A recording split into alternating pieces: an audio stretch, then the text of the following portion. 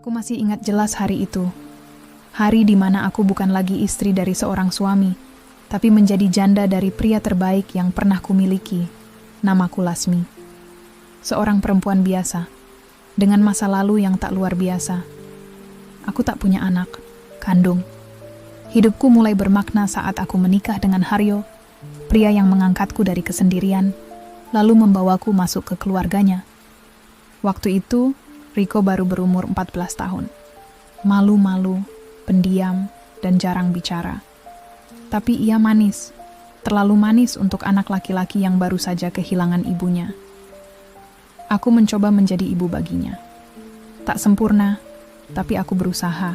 Mengantarnya ke sekolah, memasak sarapan, bahkan menunggunya pulang di depan pagar sambil membawa termos teh hangat. Pelan-pelan, dia terbuka. Ia memanggilku Bu Lasmi. Lalu setelah beberapa tahun, hanya Bu. Sampai akhirnya, setelah Haryo pergi dalam kecelakaan proyek yang tragis, panggilan itu berubah lagi, menjadi Mama. Dari situlah semuanya berubah. 3 tahun sudah Haryo pergi. Rumah ini terasa sunyi, seperti kehilangan roh kehidupan. Tapi aku bertahan, karena Riko. Ia yang membuatku bangkit setiap pagi, menggulung lengan, dan membuka kios baju di pasar tradisional. Ia juga yang memegang kunci rumah, membawa pulang belanjaan, dan menjemputku pulang saat aku kelelahan. Kami tinggal berdua, tak ada orang lain. Dan perlahan-lahan, entah sejak kapan, aku merasa ada yang berbeda dari cara Riko memandangku. Pagi itu aku baru saja menyiram tanaman di halaman belakang. Bunga, melati sudah bermekaran, harum menusuk hidung. Aku berjalan masuk, hendak mengambil handuk dari jemuran. Tapi begitu melewati kamar mandi, langkahku terhenti. Pintunya setengah terbuka. Asap uap membumbung keluar dari sela pintu.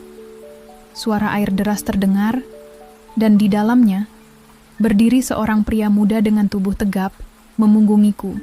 Tak mengenakan sehelai benang pun. Itu Riko. Jantungku nyaris copot. Aku refleks mau berbalik. Tapi sebelum sempat pergi, kepalanya menoleh. Matanya menangkap mataku. "Mak, masuk aja. Ini airnya anget banget," katanya. Sembari tersenyum seperti tak ada yang salah. Aku tercekat. Ingin marah. Tapi lidahku keluh. Aku hanya bisa mematung. Ada sesuatu dalam suaranya. Bukan sekadar candaan anak pada ibu, tapi seperti godaan seorang pria pada wanita. Aku kabur ke dapur. Tapi malam itu aku tak bisa tidur. Kenapa Riko bilang begitu? Kenapa dia tak merasa risih mandi dengan pintu terbuka? Dan kenapa aku tidak bisa melupakan senyumnya itu? 2 hari setelah kejadian itu, suasana di rumah tetap tenang. Seolah tak ada yang terjadi, tapi tidak di dalam pikiranku. Riko tetap menjadi Riko. Bangun pagi, bantu mencuci motor, lalu duduk diam menemaniku di kios. Tapi kini, setiap dia menatapku, aku merasa matanya lebih dalam dari biasanya. Kadang ia menatapku lama, seperti sedang membaca pikiranku, dan anehnya, aku tidak menjauh. Aku tahu betul apa yang orang akan pikirkan. Bahwa aku hanya ibu tiri, bahwa tak seharusnya aku menganggap anak tiriku sebagai laki-laki. Tapi Riko bukan anak kecil lagi. Ia lelaki dewasa. Dan selama 3 tahun terakhir, ia bukan hanya anak di rumah ini. Ia adalah satu-satunya laki-laki yang ada. Pernah satu malam, aku mendengarnya menangis dalam tidurnya. Ia memanggil nama ayahnya. Aku masuk ke kamarnya, duduk di pinggir kasur, lalu mengelus rambutnya. Ia terbangun, menatapku, dan langsung memelukku erat. "Ma, jangan pernah ninggalin aku ya," bisiknya. Aku mengangguk pelan, dan pelukan itu berlangsung terlalu lama untuk ukuran ibu dan anak. Hari Minggu berikutnya, aku bertanya hal yang menggelitik hatiku. "Riko, kamu nggak pengen pacaran?" Ia tertawa kecil, lalu menggeleng. "Cewek zaman sekarang ngeri, Ma. Aku belum siap. Ya masa sampai tua nggak pacaran? Nanti Mama bisa cariin teman buat kamu kalau mau." Tapi saat itu, tatapan Riko berubah. "Teman perempuan kayak Mama gitu?" Tanyanya pelan. Aku tercekat, keningku berkerut. Tapi sebelum aku sempat menanggapi, dia berdiri, menguap pura-pura mengantuk, dan masuk ke kamar. Malam itu, aku tidur dengan jantung yang berat. Aku tak tahu apakah aku terlalu rapuh atau terlalu kesepian. Tapi sejak Haryo pergi, tak ada lagi yang memelukku, menatapku seperti wanita. Dan Riko, dengan semua perhatian dan keberadaannya, entah sejak kapan, mulai mengisi lubang itu. Tapi bukankah ini salah? Aku adalah ibunya, walau bukan kandung. Tapi apakah status itu cukup untuk membendung rasa manusiawi? Aku tak tahu. Yang ku tahu malam-malam di rumah ini semakin terasa hangat, tapi juga semakin membuatku takut. Takut kalau aku dan dia sudah melewati batas yang tak seharusnya. Hari Sabtu sore, angin bertiup kencang dari arah jendela belakang. Aku baru saja selesai menyapu halaman dan memasukkan jemuran ke dalam. Di luar langit mendung, suara petir sesekali menggema. Riko belum pulang dari bengkel temannya. Katanya, ia hanya mau sebentar. Tapi sudah hampir maghrib. Aku berdiri di depan cermin, mengecek wajah yang mulai berkerut. Aku memakai daster lama warna biru laut. Rambutku digelung asal-asalan. Tapi entah, kenapa sore itu aku merasa ingin terlihat lebih rapi, lebih menarik. Mungkin karena malam ini malam minggu dan seperti biasa, hanya aku dan dia di rumah ini. Setelah mandi, aku mengenakan daster merah muda dengan rendah tipis di bagian dada. Sedikit lebih pendek dari biasanya. Aku tahu ini bukan daster untuk ibu-ibu pada umumnya. Tapi aku merasa ingin diperhatikan. Entah oleh siapa. Baru saja aku selesai menyisir rambut, suara motor terdengar berhenti di depan rumah. Riko pulang. Aku segera ke dapur, pura-pura sibuk menyiapkan teh hangat. Dia masuk dengan jaket basah dan rambut berantakan. Wajahnya penuh senyum. Seperti biasa, anak muda itu membawa 2 bungkus gorengan dan 1 plastik besar berisi susu kotak. "Mama, belum makan, kan?" katanya. Aku hanya tersenyum. "Enggak, nunggu kamu." Ia duduk di lantai ruang tengah, membuka plastik gorengan dan menyeret meja pendek ke dekat kami. Aku ikut duduk. Lama kami tak bicara, hanya diam, makan bersama dalam kesunyian rumah tua itu. Tiba-tiba listrik padam. "Deh, mati lampu," ucapku. "Keren, pas banget suasananya," ujar Riko sambil tertawa. Ia mengambil lilin dan menyalakannya. Cahaya lembut menyinari wajahnya yang mulai terlihat makin dewasa. Tak terasa, bayi kecil yang dulu hanya tahu menunduk, malu saat kupeluk, kini sudah jadi lelaki seutuhnya. Aku memperhatikannya diam-diam, dan mungkin dia juga memperhatikanku. Beberapa saat kemudian, ia berdiri. "Ma, ada yang mau Riko kasih." Aku mengernyit. "Apa?" Ia masuk ke kamarnya sebentar, lalu keluar sambil membawa kotak kecil berwarna coklat tua. Ia duduk kembali, menyerahkannya padaku. "Ini gelang. Enggak seberapa, tapi Riko nabung dari sisa kerja bantuin di bengkel." Aku terdiam. Tanganku gemetar saat membukanya. Sebuah gelang manik-manik kayu yang dibentuk dengan ukiran namaku. "Lasmi," aku tak sanggup berkata-kata. "Riko, ini buat apa?" Ia menatapku, tajam, dalam, dan tak seperti biasanya. "Buat Mama, karena Mama satu-satunya perempuan yang Riko sayang." Aku tertawa kecil, mencoba mencairkan suasana. "Ih, norak, emangnya aku siapa? Pacarmu?" Tapi kalimat itu justru memantik sesuatu di dalam matanya. Ia mendekat. "Kalau Mama bukan ibu tiriku, dan kita ketemu sebagai orang asing. Mama mau jadi pacarku?" Pertanyaannya membuatku seperti tertusuk petir di dada. Aku menatapnya, mencari candaan dalam tatapannya. Tapi tak kutemukan. Wajahnya serius. "Riko, kamu ngomong apa sih?" Aku serius. Aku mundur. Jantungku berdetak tak beraturan. Aku berdiri, pura-pura tertawa. "Udah ah, jangan aneh-aneh. Mama ke dapur dulu."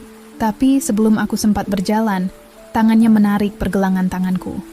Kuat, hangat, tegas, tapi lembut. Dan dalam pelukan singkat yang terjadi sesudahnya, Aku tak bisa menolak. Ia memelukku. Dan pelukan itu bukan lagi pelukan anak pada ibu. Setelah itu, aku masuk ke kamar dan mengunci pintu. Air mataku jatuh tanpa bisa kuhentikan. Bukan karena marah, tapi karena takut. Aku tahu ini salah. Tapi kenapa rasanya begitu nyaman? Keesokan harinya, kami tidak membicarakan apapun soal malam itu. Seperti biasa, kami pergi ke pasar bersama. Ia membawakan keranjang jualanku, aku menata baju di kios. Tapi di antara kami, ada sesuatu yang tak bisa dibohongi. Tatapan yang lebih lama dari biasanya, sentuhan tangan yang tak disengaja, dan senyum yang terasa lebih dalam dari sekadar keramahan. Sore harinya, aku tak kuat. Aku bicara padanya. Rico, kita harus jaga batas. Kita ini keluarga. Mama ini ibumu. Ia mengangguk pelan, tapi wajahnya murung. Kalau keluarga, kenapa aku bisa mimpiin mama setiap malam? Dek, aku tahu ini salah, Ma. Tapi perasaan, ini nyata. Aku nggak bisa bohong. Sejak papa nggak ada, aku cuma punya mama. Tapi bukan cuma sebagai ibu, tapi sebagai perempuan. Satu-satunya perempuan yang aku percaya dan aku butuh. Air mataku menggenang. Aku ingin marah. Tapi aku juga tak punya kekuatan untuk menyangkal bahwa kata-katanya menyentuh lubuk hatiku yang terdalam. Mungkin karena selama ini aku juga merasa hal yang sama, meski tak pernah berani mengakuinya. Malam itu, aku tidur lebih cepat. Kubiarkan lampu kamar mati, berharap malam bisa menghapus semua rasa yang salah ini. Tapi menjelang tengah malam, aku terbangun. Ada ketukan pelan di pintu kamarku, tok, tok, tok. Mah, kamu belum tidur? Suara Rico dari balik pintu. Lirih, ragu-ragu. Aku tak menjawab. Boleh nggak? Aku duduk di kamar mama sebentar aja. Aku lagi nggak bisa tidur. Aku menelan ludah. Tanganku gemetar memegang gagang pintu. Aku tahu, malam ini bisa jadi malam di mana semuanya berubah. Malam di mana batas sebagai ibu dan anak bisa hancur dalam sekejap. Dan aku tahu, jika kubuka pintu malam itu, segalanya tak akan pernah sama lagi. Kupandangi pintu kamarku yang bergetar halus, karena ketukan pelan dari luar. Suara Rico masih terngiang. Ma, aku nggak bisa tidur. Aku cuma pengen duduk sebentar. Lalu hening. Tak ada suara lagi. Tapi aku tahu dia masih di sana. Menunggu, bertanya-tanya. Tanganku gemetar. Keringat dingin membasahi tengkukku. Tapi entah mengapa, jemariku tetap menggenggam gagang pintu. Menekannya perlahan. Dan klik. Pintu itu terbuka. Sepersekian detik yang terasa seperti seumur hidup. Rico berdiri di hadapanku.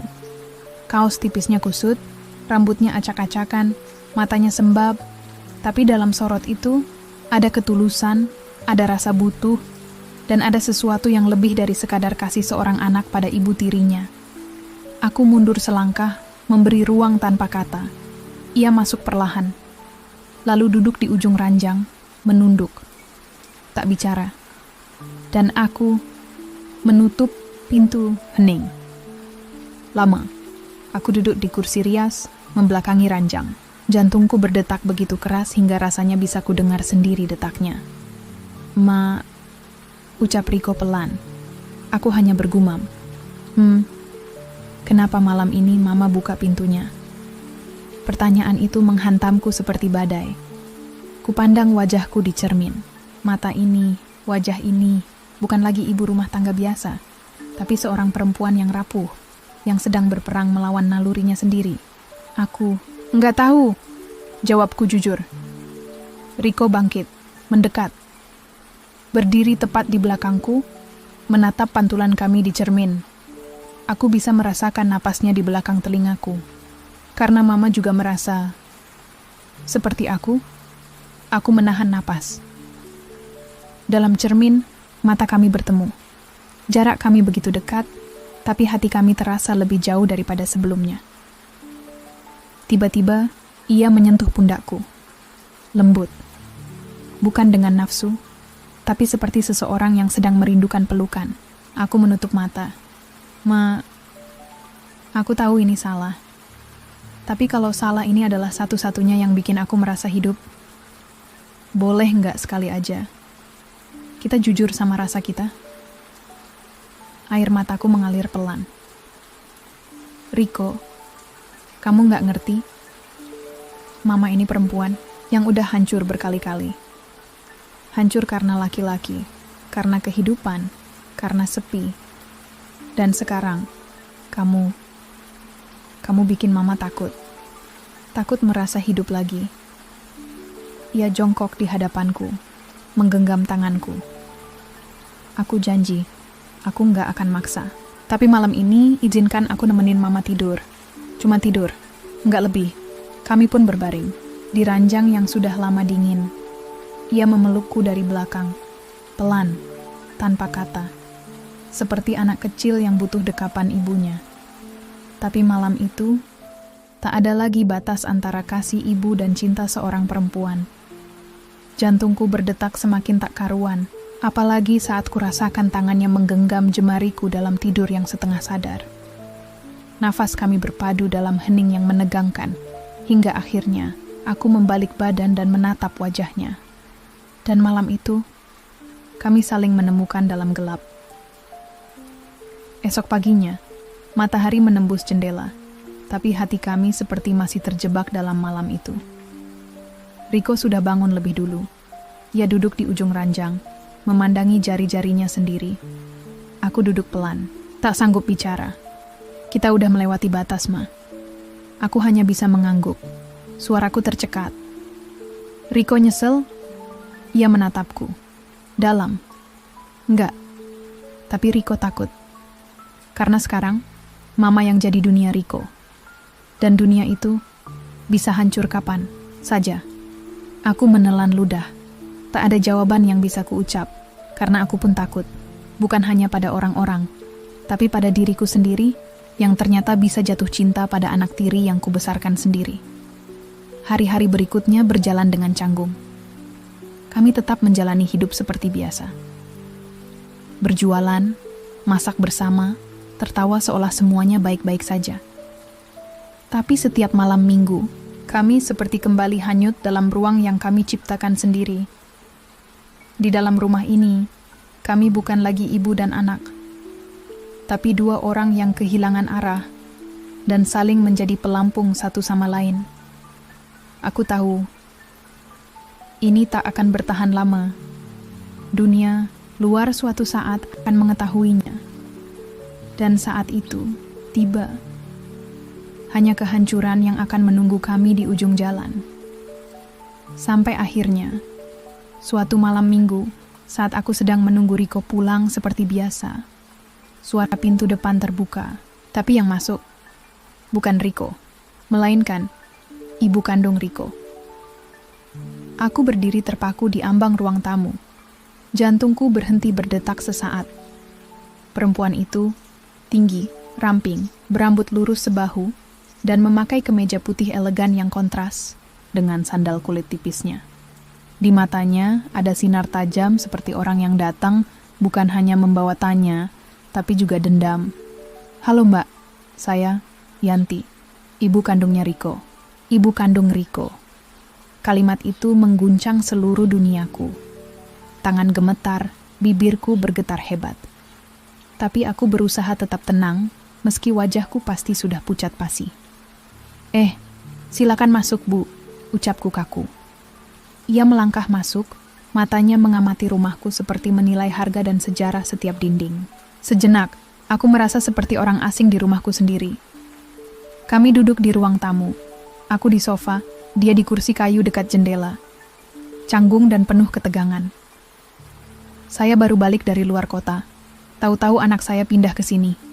Saya kaget waktu tahu dia tinggal sama mantan istri ayahnya, katanya tajam. Saya cuma rawat dia karena kasihan. Dia anak yatim. Mau tinggal di mana lagi? Jawabku setengah gemetar. Yanti menatapku lama. Lalu tersenyum sinis. Kasihan? Atau karena kamu kesepian? Aku terdiam. Kata-katanya menampar, padahal ia belum tahu apa-apa. Tapi, seperti intuisi seorang ibu, ia mungkin sudah mencium sesuatu yang janggal. Dia nggak jawab waktu saya tanya kenapa nggak kos aja. Malah bilang, cuma nyaman di sini. Dia masih anak-anak, butuh rumah. Anak-anak? Yanti tertawa pendek. Mbak, dia udah 22, dan cara dia bilang nyaman nggak seperti anak ke ibunya. Aku ingin marah, ingin membantah.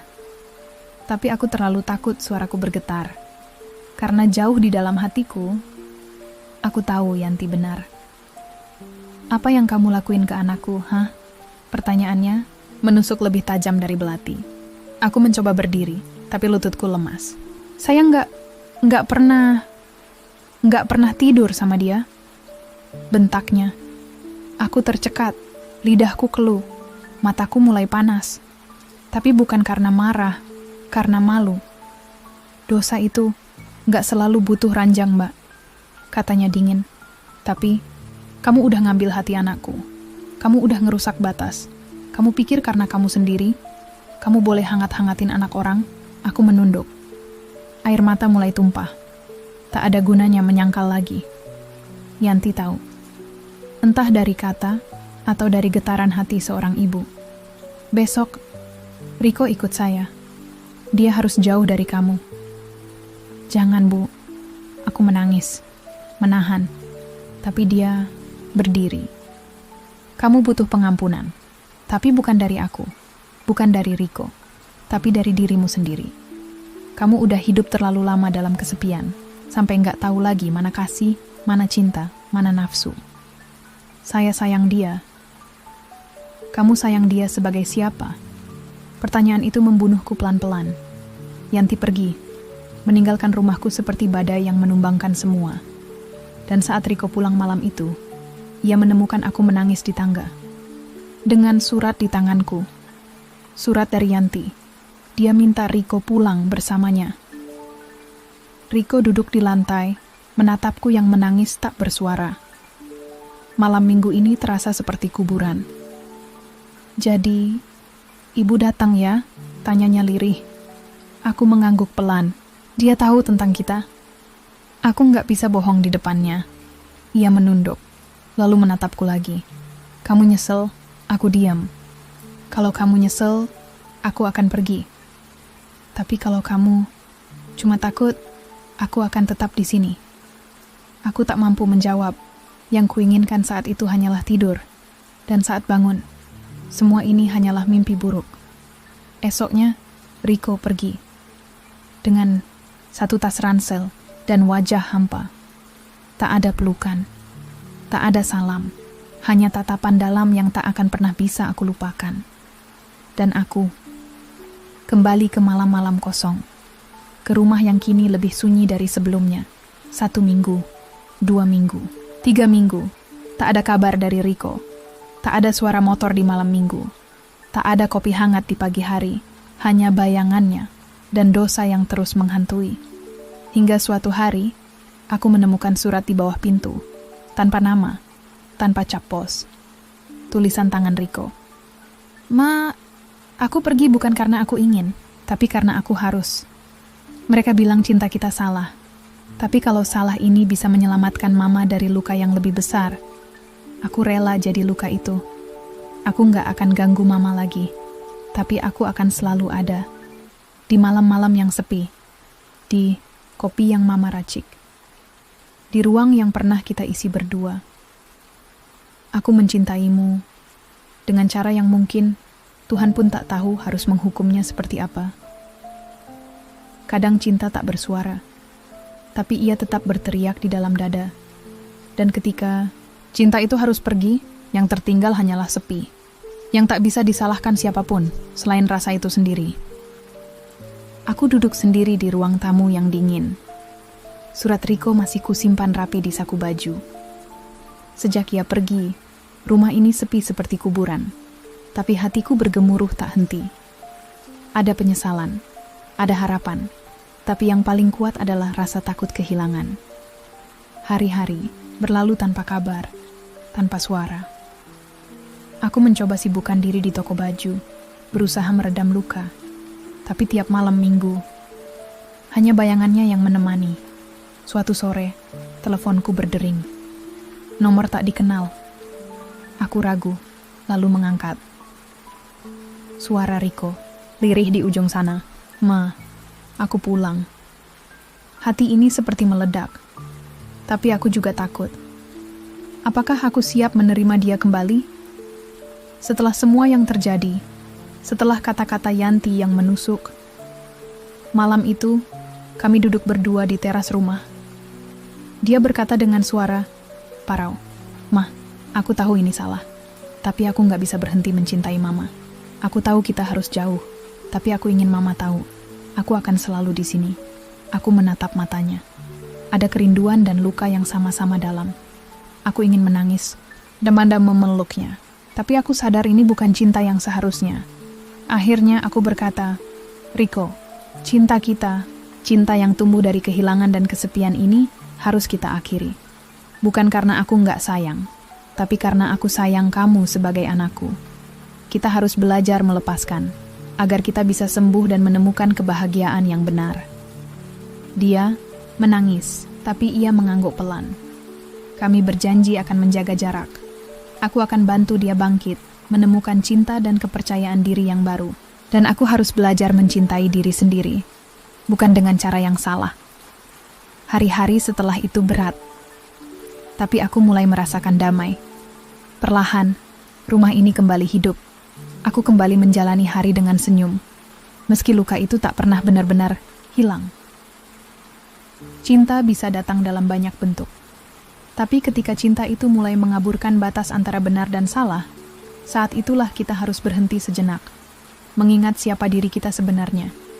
Kesepian dan kehilangan memang menyakitkan, tapi jangan sampai itu membuat kita membuat pilihan yang merusak diri dan orang-orang yang kita sayangi. Pengampunan pada diri sendiri dan keberanian melepaskan adalah langkah terberat tapi paling mulia. Aku masih menyayangi Riko. Sebagai anak, bukan sebagai cinta terlarang. Dan malam-malam sunyi itu, aku belajar bahwa terkadang melepaskan adalah bentuk cinta yang paling sejati. Tamat. Jika kamu merasa cerita ini menyentuh hatimu, jangan lupa tulis komentarmu di bawah ya. Apa menurutmu Lasmi sudah benar dengan pilihannya? Pernahkah kamu merasakan cinta yang membingungkan seperti ini? Jangan lupa subscribe untuk cerita drama rumah tangga lain yang penuh emosi dan kejutan. Sampai jumpa di kisah selanjutnya, sahabat cerita. Ini adalah fiksi yang mengangkat tema cinta, moral, dan batasan dalam hubungan keluarga. Semoga menginspirasi dan memberi pelajaran berharga.